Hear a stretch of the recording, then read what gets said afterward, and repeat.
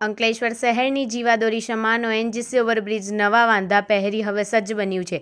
છેલ્લા 1 વર્ષથી બ્રિજનું સમારકામ અને નવીનીકરણને લઈ બંધ કરવામાં આવ્યો હતો, જેને લઈ આમ જનતાને રોજના 2 થી 2.5 કિલોમીટરનો ફેરો ફરવો પડતો હતો, જેને લઈ લોકો ગળખોલથી બ્રિજ પર ભારે ટ્રાફિકનો સામનો કરવો પડી રહ્યો હતો.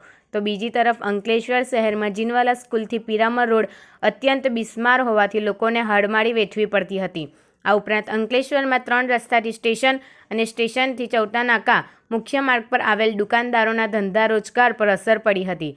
હવે બ્રિજ બનીને તૈયાર થઈ ગયો છે અને આખરી પેચ વર્ક ચાલી રહ્યું છે, ત્યારે આગામી 10 અથવા 12 તારીખે બ્રિજ શરૂ થઈ શકે છે, જે માટે બાકી રહેલી રેલિંગ તેમજ ડામર વર્ક તેમજ ફૂટબ્રિજની લોખંડની ગ્રીલની કામગીરી અંતિમ તબક્કામાં છે. આ સાથે જ બ્રિજનો લોડ ટેસ્ટ બાકી છે, જે બ્રિજ બન્યા બાદ તંત્ર દ્વારા લેવામાં આવશે, જે બાદ બ્રિજ શરૂ કરવામાં આવશે. મે મહિનામાં બ્રિજ શરૂ થવાની આશા વાહન ચાલકો માટે શહેરીજનો સેવી રહ્યા છે.